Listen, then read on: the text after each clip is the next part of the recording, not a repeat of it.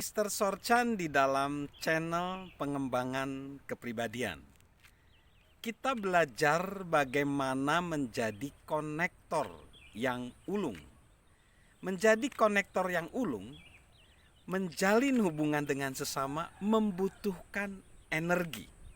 Membutuhkan energi.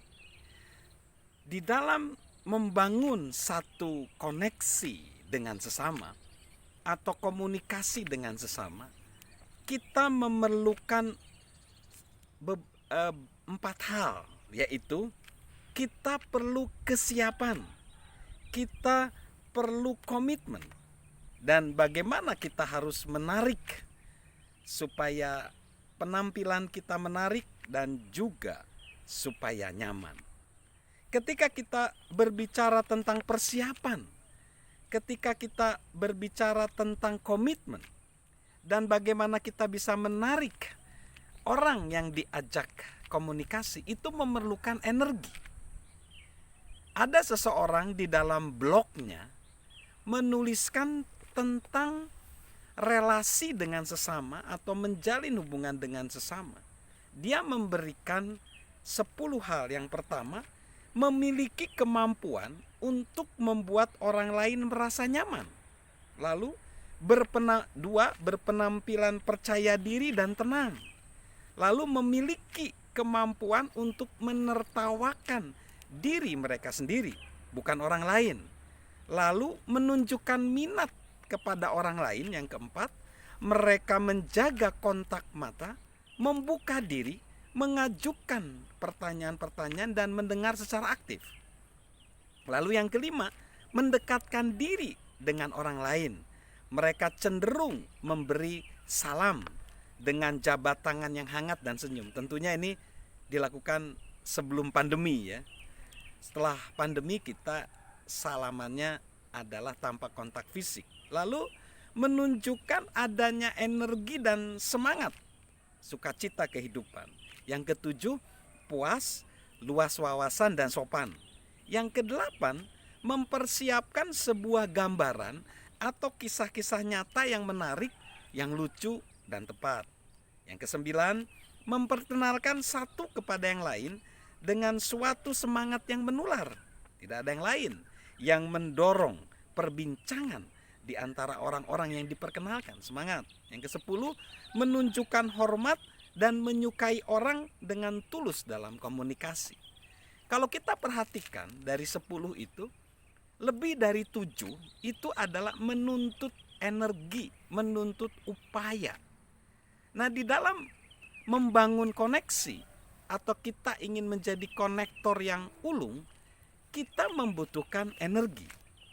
Dan energi perlu kita manage dengan baik. Nah, yang pertama adalah menjalin hubungan atau menjadi konektor yang ulung menuntut inisiatif, melangkah lebih dulu.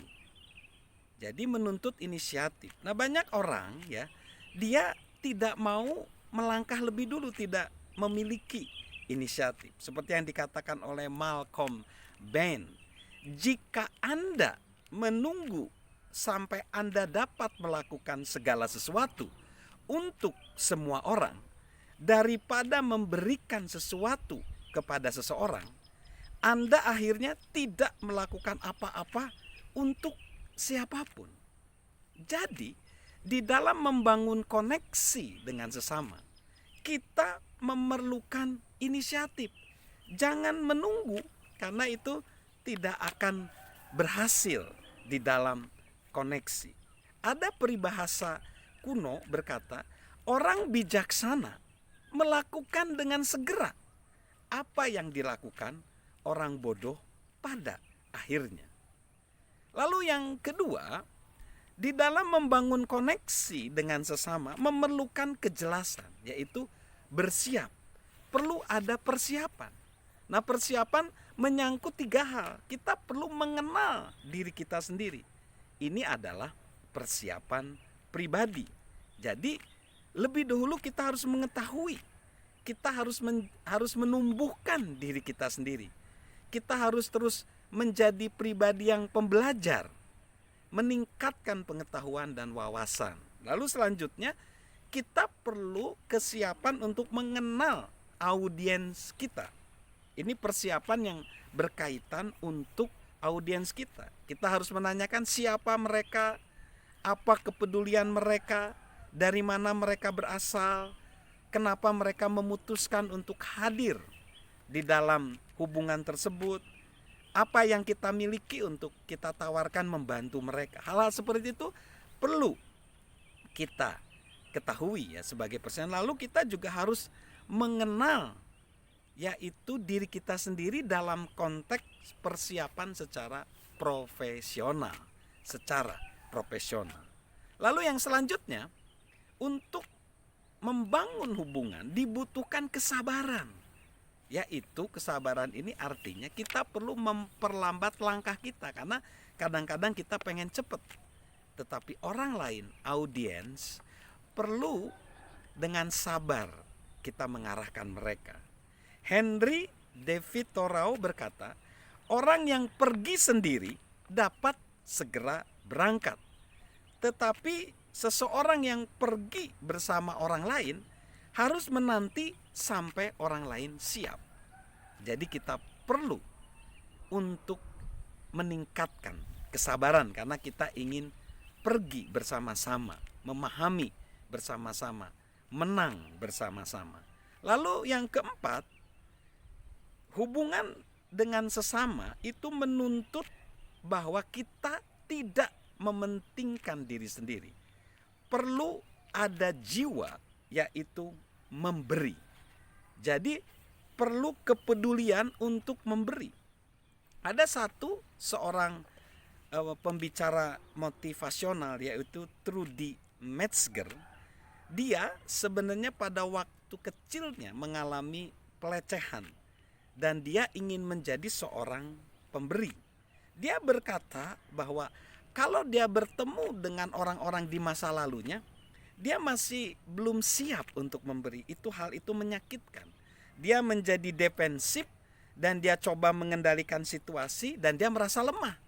Dan dia sadar ternyata dia berubah dari seorang pemberi menjadi penerima. Lalu dia bilang begini, sementara memberi itu membutuhkan energi, saya harus mengatakan bahwa dalam situasi-situasi di mana saya menjadi seorang penerima, membuat batin saya sepenuhnya menjadi kering dan mati. Menjadi seorang pemberi mendatangkan kehidupan, seperti menyirami sebuah tanaman supaya bertumbuh.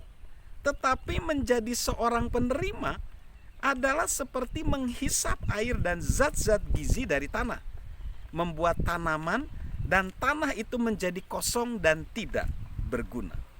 Jadi, menjadi seorang pemberi dapat menyedot banyak energi. Tapi namun mungkin saja kita menghindari diri dari menjalin hubungan dengan orang lain, itu membutuhkan energi yang lebih besar. Ed Higgins mengatakan, saya menggunakan lebih banyak energi untuk menghindarkan diri dari menjalin hubungan karena saya cenderung ekstrovert dan merasa terpuruk olehnya. Saya segera sadar bahwa mungkin energi yang digunakan untuk tidak menjalin hubungan jauh lebih besar daripada energi yang digunakan untuk menjalin hubungan. Jadi ini seperti sebuah paradoks ya. Ketika kita memberi, justru akan ada recharge energi. Tapi kalau kita menjadi penerima, kelihatannya seperti kita menerima masukan energi, tapi tidak. Seorang penerima justru dia akan lebih lemah dan juga bisa mengakibatkan kekeringan batin. Nah, lalu yang terakhir, kita perlu mengisi ulang energi kita. Dengan cara apa? Mungkin kita melakukan rekreasi, kita melakukan pendelegasian. Nah, karena mengisi ulang energi ini penting. Karena ketika kita tampil menjadi seseorang konektor, itu kan butuh banyak energi. Dan kita juga perlu mericas, mengisi ulang energi kita. Dengan cara yang setiap orang memiliki kegiatan yang variasi ya. Jadi tetapi ada satu hal yang saya kutip dari Louis Aunguilos, dia bilang satu-satunya hal yang dapat membuat orang terus maju adalah energi. Dan apa itu energi jika bukan menyukai kehidupan? Jadi ketika kita melakukan koneksi menjadi konektor yang ulung, kita butuh energi. Salam konektor dari saya, Mr. Sorchan.